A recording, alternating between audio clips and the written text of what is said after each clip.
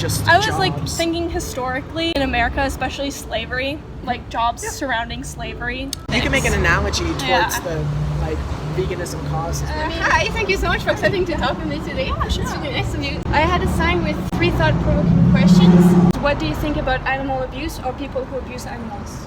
I think it's probably like the worst thing on a list of horrible things. It would be very high on that list because I feel like, you know, animals are sentient. Yeah, it's uncomfortable when like you watch a video of a dog being abused or another animal. Yeah.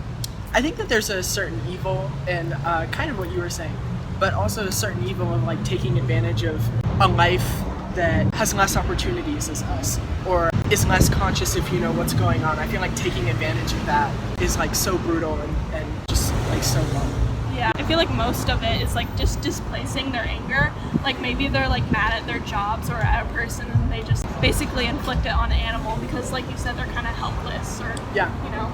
Yeah, they don't have the ability to protect themselves as much as a human does. And they don't understand things the same way that we do. Do you think animal abuse exploitation happens in slaughterhouses or on animal farms? Oh, yeah. Yeah, especially with, I think, the like free-range chickens where you have like, just this as an example, it's dense in one certain area and there's not a lot of free range or areas to move, and I know that's a problem especially for diseases, and that's why they use a lot of antibiotics to prevent that. Yeah, and I feel like it's kind of that thing, like once you start viewing like chickens and cows as just like, you know, a source of money or a source of food and stuff, you really like you like pull all the empathy from the animals, and so what ends up happening is you resort to more violent methods. You don't treat them as well because you view them as cash, as like statistics, as profit, you know, and it's harder to see them as animals. Yeah, and I also think it depends on the certain type of animal because like I know especially in like psychology experiments they use, I mean this is kind of off topic, but they use a lot of like rats or other animals. Someone would definitely have a problem if it was like a cat or a dog because we view them as more, I don't know, as pets and as like closer to us. So I think that a lot of like cattle, like you said, and like other sources of food are kind of lumped into that thing of like not really thinking empathetically about them. It's for profit also. The last one is a little bit more challenging, but I really get it because I used to do it for a long time as well. Do you purchase or eat animal bodies or their secretions like milk, eggs, honey, or beef, etc.? Fish? I think I have a unique perspective on this as well because I actually did hunt with my dad for a large period of my life. I don't anymore. However, I do feel like there is true merit and value in like hunting wild game. It can be a lot different than, you know, just like buying something from the store, because not only are you healthy, like in a healthy way, controlling animal populations, especially if it's inside of regulation and you're like, you draw tags for an animal, that's helping restore the natural balance of that population of animal inside of its natural habitat.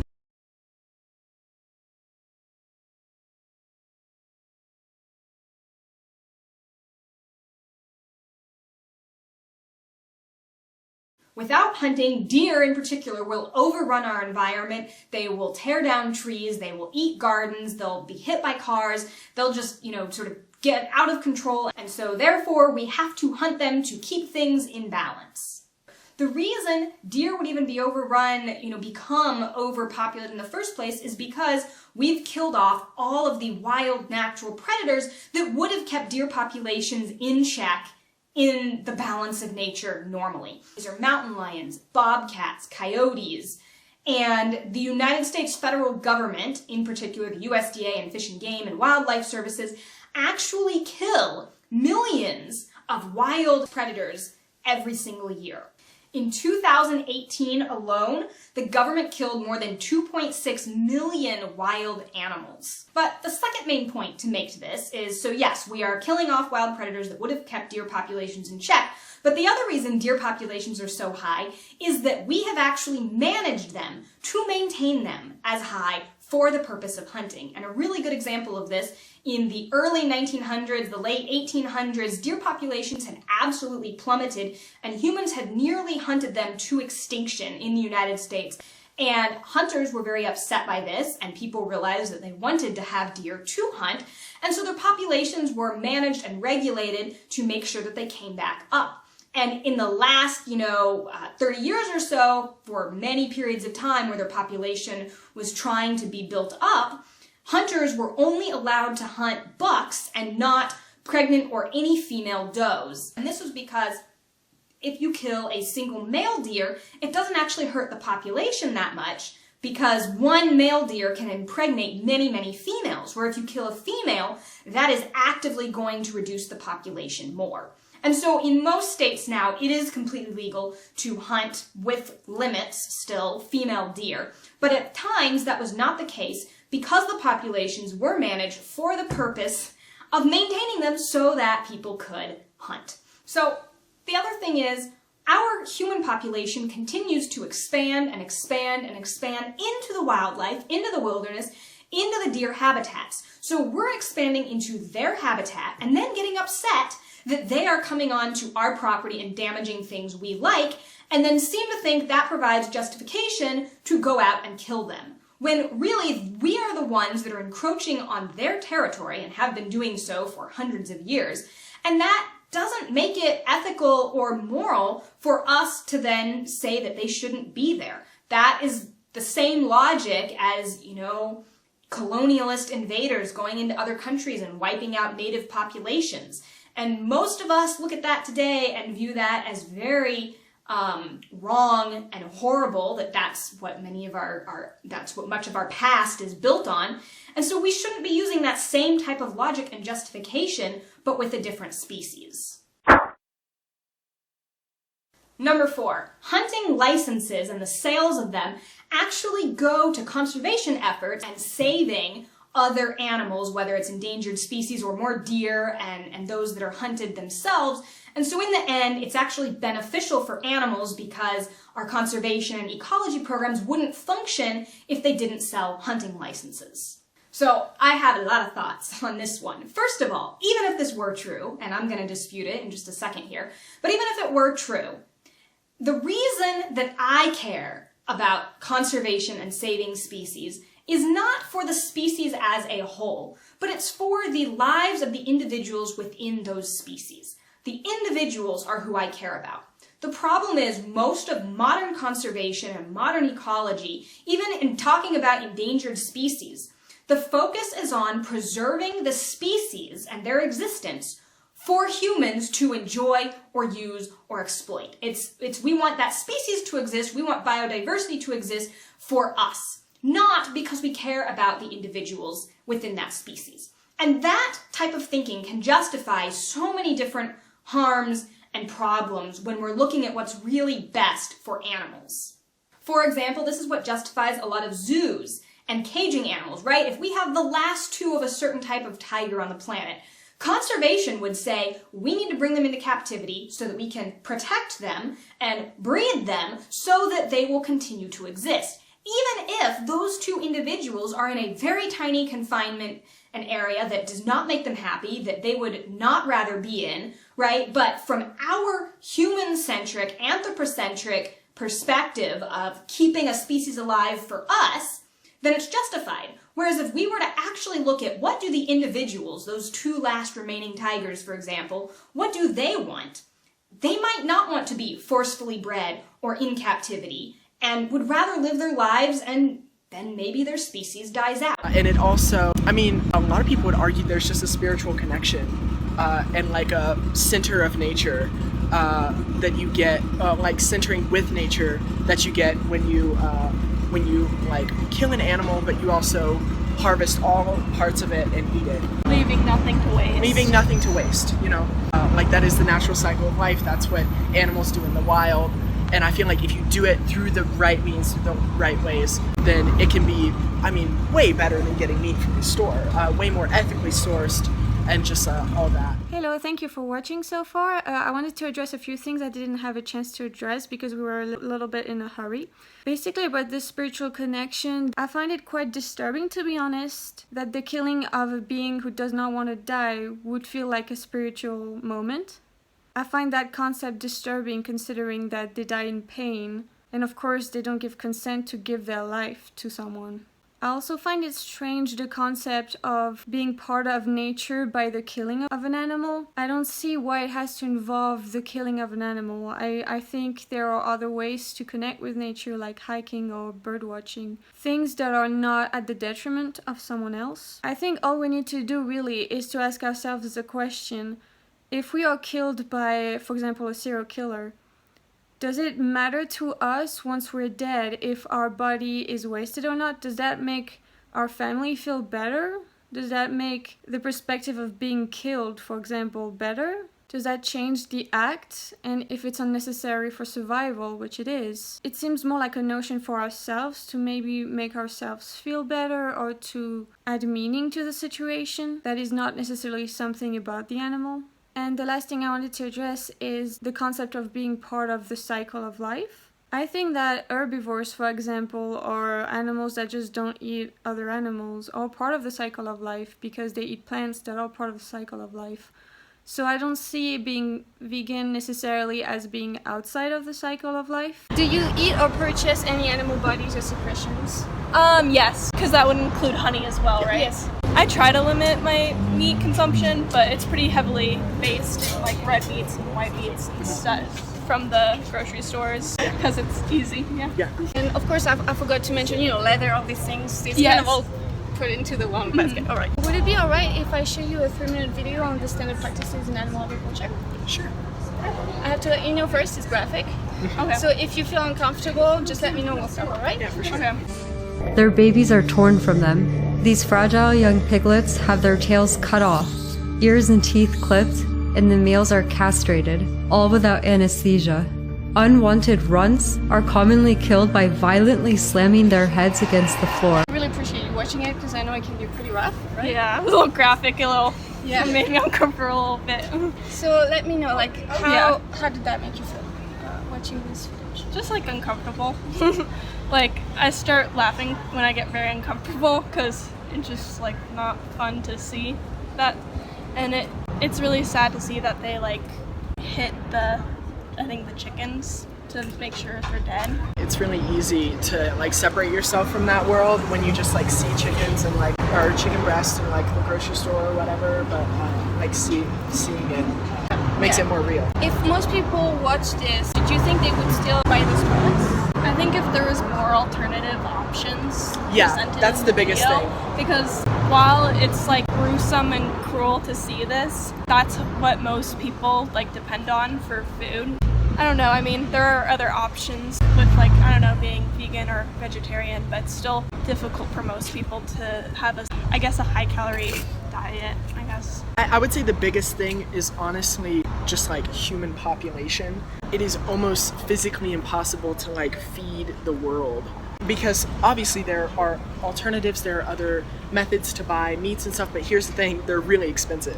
And so a vast majority of people on this earth, vast majority, do not have the money to buy sustainably sourced products.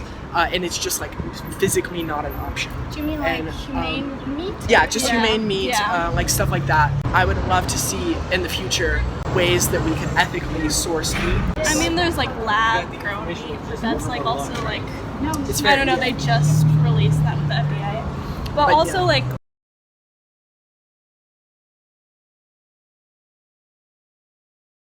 I don't know, do you know any, I guess like humane ways of sourcing meat? Let's get into that. How do you humanely kill someone who doesn't want to die? You can't. Yeah, you can't. I mean, there's not really an ethical or moral way to justify it. I mean, that applies to everything. Like, It applies to everything, and insects. it's the cycle of nature is death. Death is a necessity for life.